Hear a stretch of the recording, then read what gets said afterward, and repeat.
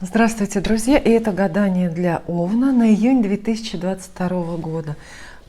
Хочу напомнить всем только о том, что лето – это маленькая жизнь, а июнь – это еще одна маленькая жизнь в рамках одного конкретного лета. Летом надо очень торопиться, чтобы успеть, пока долгий световой день, пока активность есть, пока хорошо работают гормоны. Лето – это время, когда точно нужно торопиться. С одной стороны, торопиться отдыхать, да, и получать впечатления, получать удовольствие.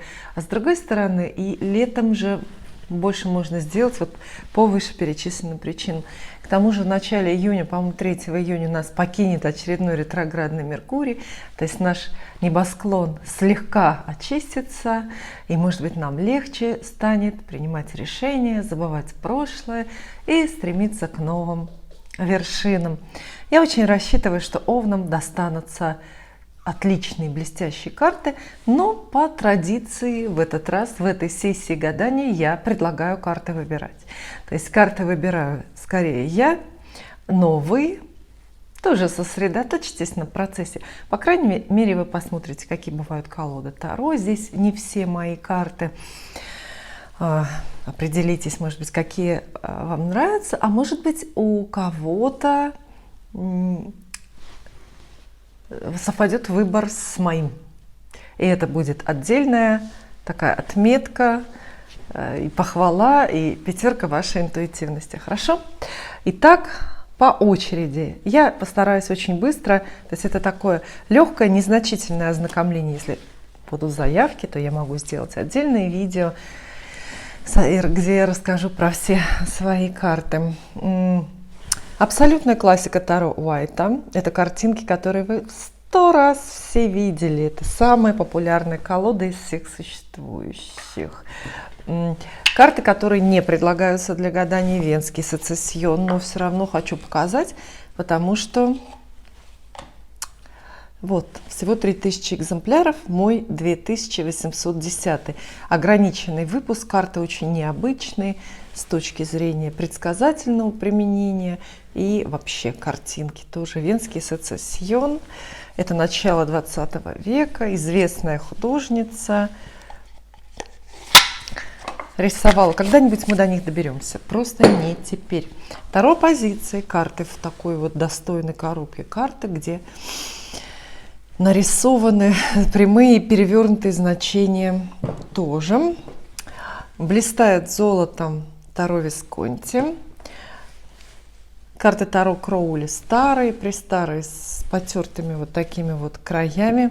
Это колода Ленорман, из нее мы можем вполне вытащить вам какую-нибудь дополнительную карту или карта-совет. Была заявка, кстати, от Овна, я читала в комментариях, на вот эту колоду. Это Золотое Таро, подарочное издание, крупные карты, очень просто нарисованные, поэтому и ответы дают, ну, как бы очень простые тоже. Вполне возможно, что мы на них остановимся, но это пока не точно. Я пытаюсь прочувствовать вашу энергетику сегодня, считать ее, и тогда я выберу карты. Классическая, по мнению авторов, скорее, Таро. Это повседневное Таро Кроули у меня для повседневной носки. Я каждый день людям в скайпе гадаю именно на этих картах. Редчайшая, просто уникальная колода. Я называю ее Таро Средневековье. По мотивам гравюр известнейшего художника Дюрера.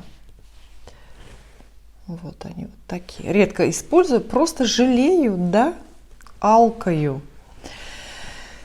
Тоже такие же для повседневной носки Марсельское Таро. Кстати, очень удобные карты для того, чтобы вот действительно каждый день гадать, особенно если приходится это делать много. Они у меня вот как раз в прямых и перевернутых позициях. Эта колода всегда хранится, именно так я их использую. Таро Марчетти почему-то очень популярные. Здесь карты в Варне. На каждом книжном развале вот эта колода продается. Таро Марчетти. Царские я показала вам. Еще раз тогда. Царские, если уже показала, да.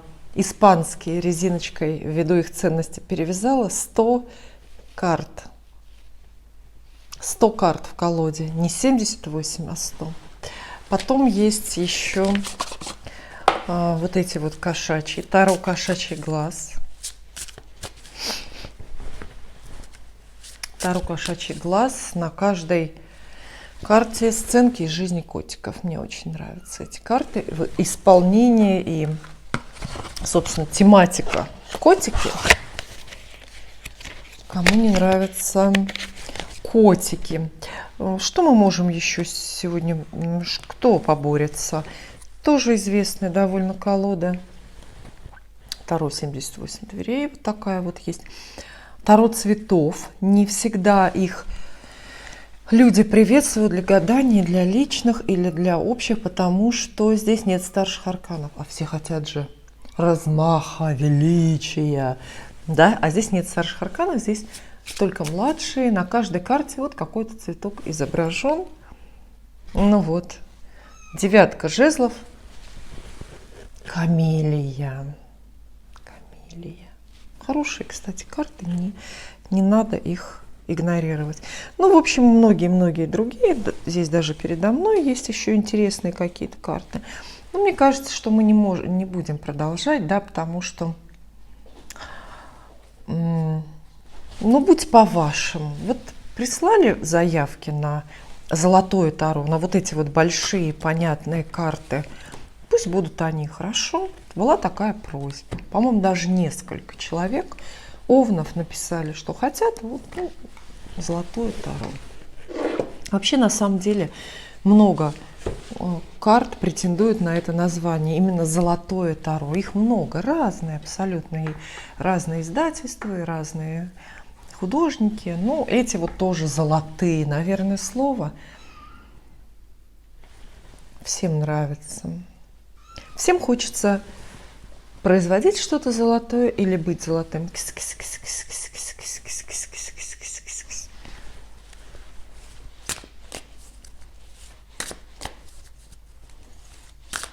Все хотят быть золотыми, да? Итак,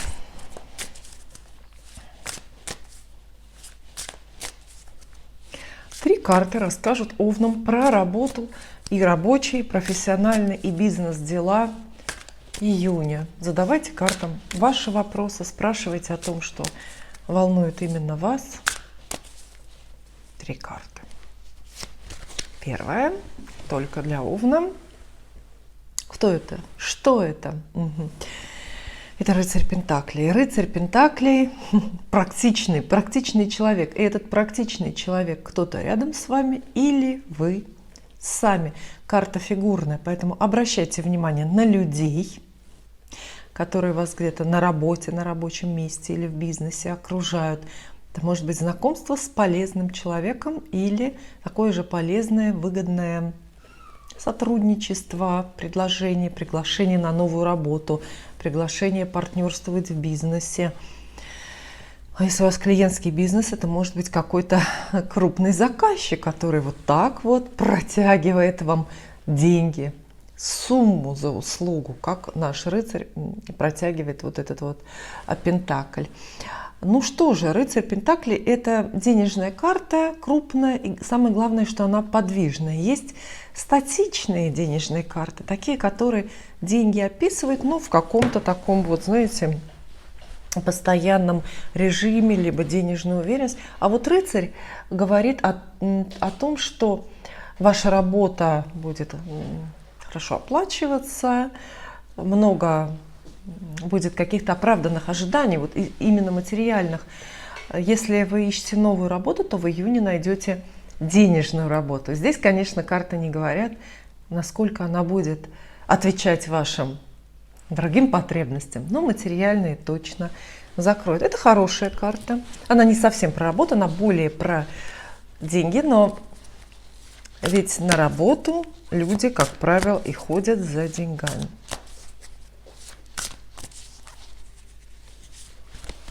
Вторая карта расскажет тоже овнам про работу. Суд она называется, это 20-й аркан, суд. Говорит она про новости, что вас ждет новость, долгожданное и вместе с тем неожиданное событие, какое-то связанное с работой. Для кого-то это, мы обойдемся сегодня, наверное, без какого-то крайнего негатива, да, но, может быть, в самом ужасном случае, в самом ужасном проявлении кто-то услышит, да, неожиданно о том, что, может быть, там какая-то реструктуризация, что-то, перестановки какие-то на работе получается. А в целом же мы думаем, что суд обозначает хорошую новость. Это новость о назначении на должность на новую, это новость о переводе вас в какое-то, ну, на какое-то, скорее, более завидное место на работе. Это новость о том, что меняется коллектив, состав коллектива, или о том, что меняется начальство, или о том, что вообще вдруг из-за, ну не знаю, каких-то внезапных инвестиций вашу компанию ждет более светлое, чем ожидалось, будущее. То есть карта суд — это всегда один определенный день, в который вы как будто бы прозреваете. И очень сильно меняется ваш статус, ваше восприятие себя, ваше восприятие будущего. Поэтому давайте на этом остановимся. Очень-очень хорошая новость. Суд — совершенно конкретную вещь. Вы даже можете представить, вот лично для вас, о чем идет речь. Вообразите себе сообщение, какую-то информацию, которую вы очень ждете на работе. Очень сильно ждете. Втайне от всех, или, может быть, наоборот, кричите на каждом шагу. Вот. Но про которую понятия не имеете, когда она поступит или когда это свершится. То есть, понимаете, это вот, мне кажется, что да, очень много наших ожиданий, вот именно такие. Это мы ждем это страстно, но никак не можем на ход событий повлиять, никак не можем предугадать, когда это случится. Это, может быть, вы ждете, опять же, повышения в должности, повышения зарплаты. Кстати, с такими картами вполне возможно вот именно неожиданное повышение зарплаты или такая же случайная, спонтанная щедрость руководства, премия. И третья карта на работу для Овна. Угу. Король кубков, снова карта фигурная. Фигурная карта, это значит опять карты разворачивают, перефокусируют ваше внимание с себя, хотя вы спрашиваете в основном про себя, да, как вам удастся поработать, как вам удастся заработать, может быть, показать себя. Карта разворачивает ваше внимание вот с вас на других людей, на одного конкретного человека, который король кубков. Ох, это почти любящий или влюбленный человек, да? Это человек, который очень к вам расположен и очень хочет, и очень готов вам помогать. Это может быть неожиданно добрый начальник, который, вот понимаете, здесь такой сценарий карты выдают. Неожиданно, максимально неожиданно добрый начальник выдает вам премию или принимает решение поднять вам зарплату. Разве это плохо? Ну, конечно, это хорошо. Король кубков — это обещание. Король кубков — это вообще в целом такая множественная эмоциональная поддержка. Может появиться новый коллега какой-то или не обязательно новый, с которым вы будете вот эти новости, вот это все происходящее обсуждать. И в некоторых случаях этот мужчина, король кубков, это романтический герой. Романтический, то есть это некий предвестник мы получаем служебного романа. Почему служебные романы редко хорошо заканчиваются? Я рассказала в своей прошлой программе «Вопросы и ответы». Скоро будет продолжение рубрики, не пропускайте. Следующие вопросы непосредственно про деньги. Но начало гадания для овнов очень хорошее. Я думаю, что вряд ли мы лучшие даже могли вытащить карты. Деньги. Ваша финансовая денежная жизнь. Раз. Ого. Вот так вот, да? Но еще лучше. Колесо фортуны. Самая счастливая карта в колоде Таро, появление которой ждут все, без исключения, в общих гаданиях и тем более в индивидуальных. Колесо фортуны меняет жизнь к лучшему без усилий, носителя этой самой жизни. Колесо фортуны говорит о том, что счастливая судьба вмешается в вашу жизнь в течение, в ход вашей жизни и, соответственно, одарит, обдаст деньгами, денежным потоком. Колесо фортуны хорошо здесь для тех, кто ждет таких перемен. Ну, конечно, карта описывает перемены. Если вы хотите перемены, если вы каждый день ждете, когда в вашей денежной, финансовой жизни что-то сильно поменяется, то вот, пожалуйста, карты говорят, что все поменяется в июне. Если же вы перемен не ждете, а скорее боитесь, то карта может быть тревожной для вас. Она торопит, она говорит о том, что перемены неизбежны, и очень прав будет тот, кто не воспрепятствует судьбе, но к этим переменам подготовится. Понимаете, да?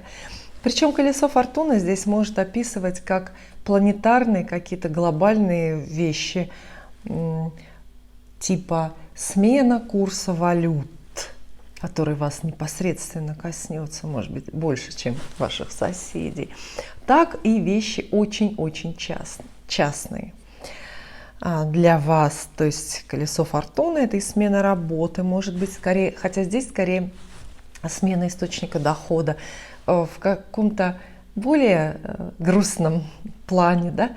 Колесо фортуны – это вдруг ниоткуда взявшиеся расходы новые, которые тоже по судьбе, крупные, которые тоже нельзя избежать, нельзя отложить. Карта беспокойная, но очень счастливая. Кстати, она же обещает везение, денежное везение, знаете, такое сумасшедшее. Ах, выиграть в лотерею, например, можно. Вторая карта на деньги. Посмотрите, какая она, как она выглядит для вас. Это карта справедливость. Ну, посмотрите, какая серьезная заявка. Это старший аркан. То есть мы уже понимаем, что жизнь финансовая для овнов в июне будет чрезвычайно серьезной, чрезвычайно важной. Может быть, даже вот эти вот деньги не дадут сконцентрироваться на чем-то другом, на отдыхе или удовольствиях. Карта справедливость здесь говорит на тонком уровне, в каком-то вот таком вот высоком, высшем проявлении, она говорит, что вы получите по заслугам. Понятно, что мы все хотим всегда большего и лучшего и считаем, что мы этого заслужили. Вот подумайте, что вы считаете несправедливым сейчас в вашей денежной жизни? То, что вам меньше платят, чем вашему коллеге из параллельного какого-то отдела, или вы считаете несправедливым проценты по ипотеке, которые приходится платить. Вот карта юстиция, она называется, собственно, справедливость, правильное ее название, потому что она как будто бы раздает каждому по, если не по потребностям, то, по крайней мере, по способностям. Восстановление некой справедливости в денежных делах для вас. Карта часто, очень часто обозначает суд в буквальном смысле. Ну а все суды, как известно, из-за денег происходят между людьми. Это, например, счастливое разрешение, удачное разрешение судебного процесса, судебного спора или, может быть, досудебного спора какого-то, который связан для вас с деньгами. Но вообще-то, знаете, вот когда выпадают подряд старшие арканы, это хорошо, но это еще и много советов. Как правило, каждый старший аркан, вот каждая из этих карт содержит прямо набор строгих указаний таких, что делать, чего не делать, как себя вести, к чему прибегнуть или нет. Поэтому, не знаю, если позволяет время, то мы могли бы концентрироваться именно на советах. И третья карта про деньги вам расскажет. Королева жезлов. Ну что ж, прекрасно. Крупные жезлы. Они все очень деятельные, и они описывают быстро происходящие события, причем крупные события. То есть вас ждут вот перемены в деньгах. И это не мелочь, это не пустяки. Это скорее даже то, что вы давно хотели, просто по каким-то причинам откладывали. Крупная сделка вполне может случиться, вроде купли-продажи какой-нибудь квартиры или дома. Еще королева жезлов, тоже фигурная карта, обозначает она женщину, причастную к вашим денежным делам. Женщина деловая, к вам она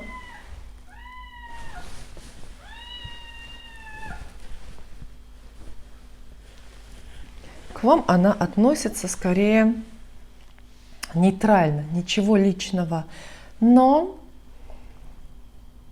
очень-очень даже может помочь. Это может быть женщина-посредник, например, в какой-то сделке. Это может быть женщина-адвокат, которая представляет ваши интересы в том же судебном споре. Чудесные деятельные карты. Советуют они вот что. Советы тоже вам пригодятся. Карта справедливости. Во всех случаях это равновесие, это равноправие. И вам тоже придется в этот период, если вы счастливую судьбу для себя хотите и истинную справедливость, вам тоже придется быть справедливыми с людьми. Справедливыми. И соблюдать правила, соблюдать законы. Правила любые, не только писанные, но и какие-то моральные установки, может быть. Дальше любовь. Естественно, не нужно овнам напоминать, что июнь это очень романтический месяц, потому что тепло, потому что в некоторых местах белые ночи бывают, когда можно гулять вообще до утра. И цветут розы, и пионы в изобилии, и можно бесконечно наслаждаться букетами, ароматами. Итак, любовь в вашей жизни в это время, в июне, июньская, скажем так, июньская любовь Овна. Ого, так, первая карта здесь выпадает паж мечей. Опять фигурная карта. Кстати, фигурных карт у вас достаточно. То есть это говорит о том, что влияние или вмешательство людей будет в вашу жизнь больше, чем обычно. Это и новые знакомства могут быть, это и активные герои, которых вы уже знаете, приложат ручку как-то к вашим делам, там, в профессии, на работе или в деньгах. Вот и здесь про любовь. Видите, паж мечей – это человек, молодой человек, возможно, даже моложе вас. Все пажи обещают приход нового, приход новости в нашу жизнь. Но здесь для вас приход новой любви, новое знакомство. Очень даже вероятно, как для одиноких овнов, так и для тех, кто имеет пару. В конце концов, знакомиться-то вам с другими людьми никто не запрещает, надеюсь. Хотя на тему свободы, не свободы в отношениях, и на тему абьюза в том числе мы тоже говорим в моих программах «Вопросы и ответы». Посмотрите, если не видели еще. И паж мечей, молодой человек, воздушной масти с большой вероятностью, то есть близнецы, весы или водолей,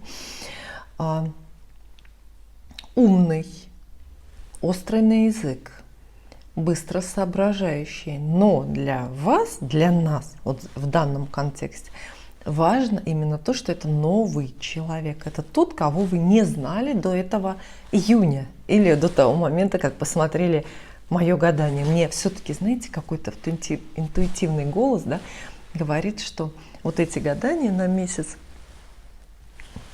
активируются не с приходом первого числа заявленного месяца, а в тот момент, когда зритель их видит на канале. Вот у вас было такое? У меня так происходит с моими предсказаниями часто.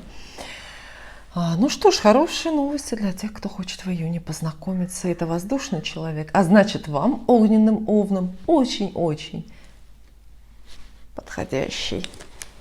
При определенном соседстве эта карта приобретет и другие смыслы, дополнительные. Ну, пока хватит и того. что мы узнали, это портрет героя. Вторая карта здесь у вас королева кубков. Ну, я думаю, что королева кубков это вы, не ваша масть, но если вы женщина Овен, то королева кубков описывает для вас приход истинной любви. То есть в этого самого нового человека вы влюбитесь, сможете его полюбить и испытаете в самом чистом виде романтические чувства. Что самое главное, да? Потому что хоть многие и заявляют, что хотят, чтобы их любили, девушки любят так написать, да, чтобы меня любили. На самом деле ценность для нашей жизни, для нашего сердца имеет только наши собственные чувства. Увы и ах, вот так вот жизнь устроена. И это очень хорошие новости для тех, кто засиделся без любви. Если вы уже давно говорите: ой, эти игры не для меня, я уже никого не замечаю, никому ничего не чувствую, мне со всеми скучно, мне никто не нравится. А здесь вы влюбляетесь. Знаете, такой душевный трепет приходит. Естественно, королева кубков мужчинам овнам обещает рядом такую любящую, влюбленную девушку. Прекрасно. Опять фигурные карты. Видите, все люди, все коммуникации, все эмоции, разговоры. Поэтому июнь, может быть, более других месяцев будет полон вот разговорами.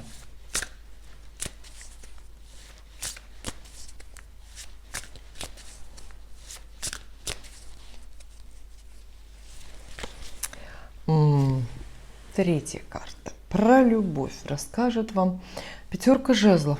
Конкуренция. Вот смотрите, два человека же здесь выпало, да, у нас? Два портрета. А дальше конкуренция. Все очень понятно. Пятерка жезлов. Это не ссоры, это не конфликты, но это конфликт интересов. Это истории, в которых люди все-таки стараются друг друга опередить или в чем-то друг с другом не согласны. Пятерка жезлов часто описывает споры, честные, открытые, но все-таки споры в паре. То есть это вас ждет, будете спорить со своим избранником, новым или тем, который уже есть. Либо это нечто похожее на ревность. Знаете, ревность и конкуренция, ну, как бы считается, да, что они идут рука об руку. На самом деле это редко. Редко именно так бывает. Но пятерка жезлов – это необходимость действительно конкурировать, кого-то с кем-то сравнивать, себя в том числе с кем-то сравнивать, где-то отличиться, кого-то победить. Вот.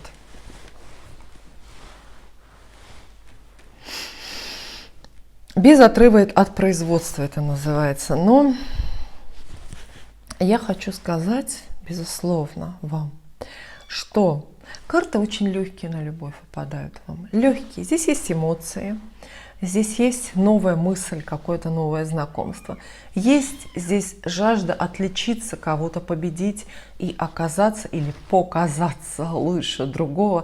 То есть это такая, знаете, это очень классическая схема, это очень как бы естественное течение любовной истории. Любовные отношения, которые уже есть, безусловно, будут продолжаться, хотя и придется поспорить с судьбой или с соперницей, или с самим вашим молодым человеком.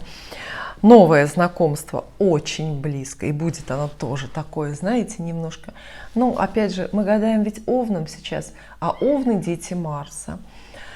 И считается, что у каждого классического овна должен присутствовать хотя бы в минимальном размере, независимо от пола, эдипов комплекс. А это значит, что каждого человека, которого вы... Мне это напоминает, знаете, что я вам сейчас расскажу. Я как-то в Таиланде пришла в массажный салон. Ну, все ходят в Таиланде в массажный салон, да? И там массажистка, девушка молодая, женщина, да,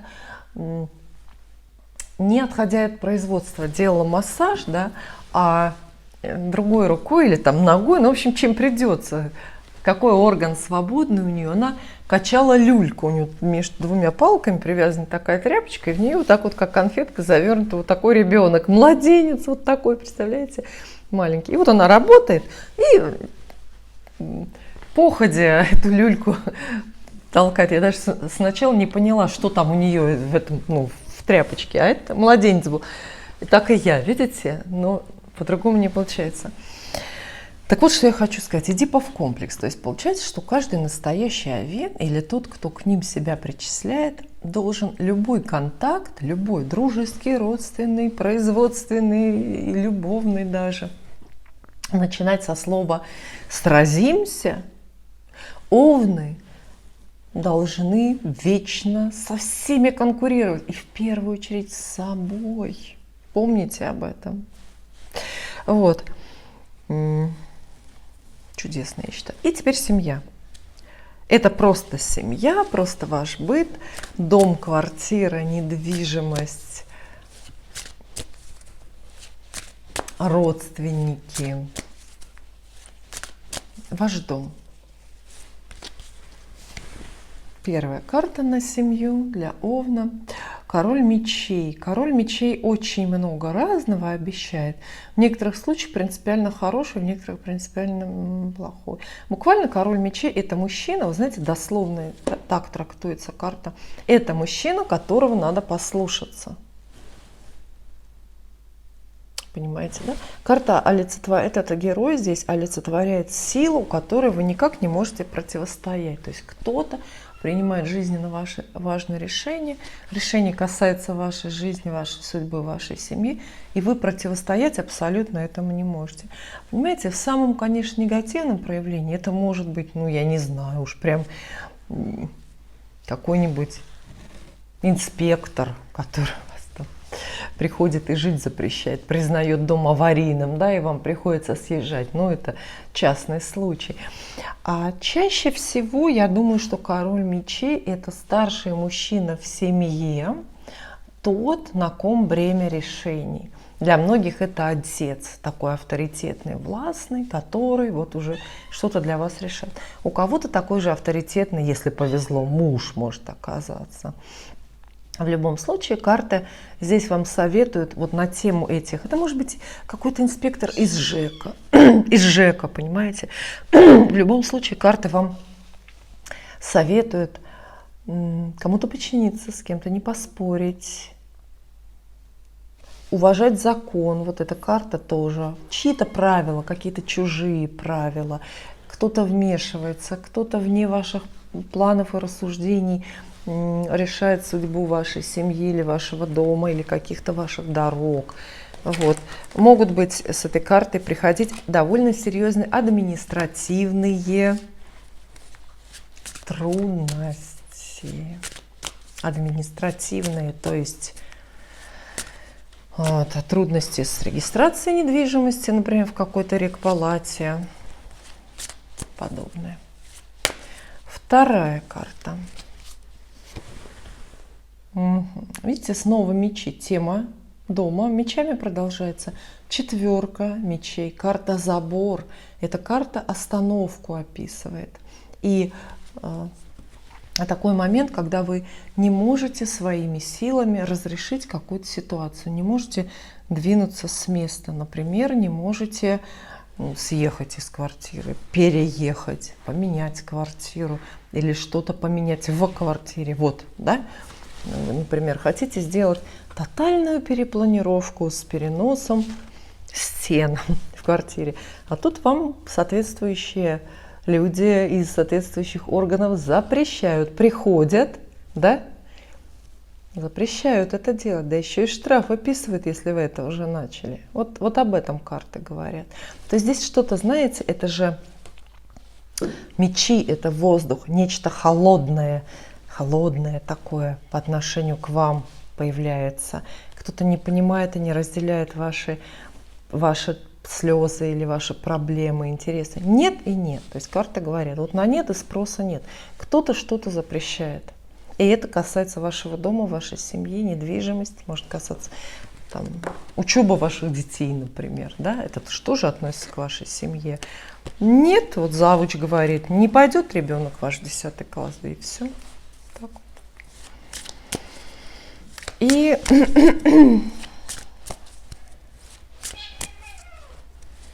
еще одна карта расскажет вам про семью. Снова, кстати, мужская, 5-й аркан, карта Иерофант. Это снова какой-то, знаете, собирательный образ все-таки мужских энергий. Если у вас в семье не одни женщины, а есть мужчины, вот там очень много обращайте внимание на старшего мужчину в семье, на его решения или на его интересы, на его потребности, на его правоту или нет. Потому что здесь есть Иерофант. Иерофант — это условно мудрое, духовное лицо. И для вас это возможность кому-то подчиниться, да, но и воспользоваться советом, и как бы воспользоваться чужими мозгами. Потому что этот человек, Иерофант, это как бы посредник такой между нами и вот высшим миром знаний. Вот. Карта тоже, кстати, очень статичная, поэтому она здесь подпевает вот этой вот 4 мечей. Остановка в домашних семейных делах вас ждет. Остановка. Все. Вот какое-то колесико крутилось, вы, например, шли к переезду, шли к смене квартиры, шли, а тут оно со скрипом все встало, забуксовало, остановилось, и никак его не сдвинешь. Ну и не надо. Самое главное, что 4 же мечей говорит, ни в коем случае не торопите события. Все, что сейчас отложилось, остановилось, застряло у вас, так и должно быть. Если вы будете искусственно это ускорять, способствовать прогрессу, то получите только неприятности. Еще 4 мечей, это она называется так, да, вынужденный отдых.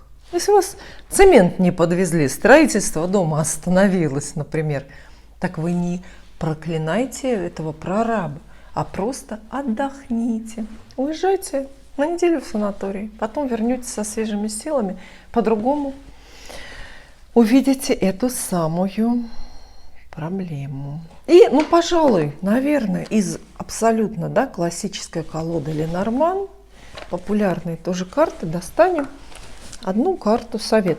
Дело в том, что карта Ленорман и Таро очень разные по энергетике, по смыслу и по их практическому назначению. Поэтому актуально дополнить гадание на Таро вот таким советом от Ленорман. Совет, предсказание, посмотрим, что здесь будет.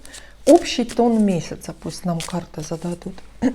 Да, прежде чем доставать совет, я хотела бы здесь кое-какие сделать для вас выводы. Итак, вы поняли, да?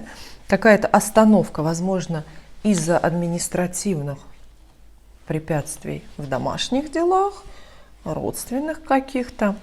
Очень быстрое и живое продвижение личных отношений.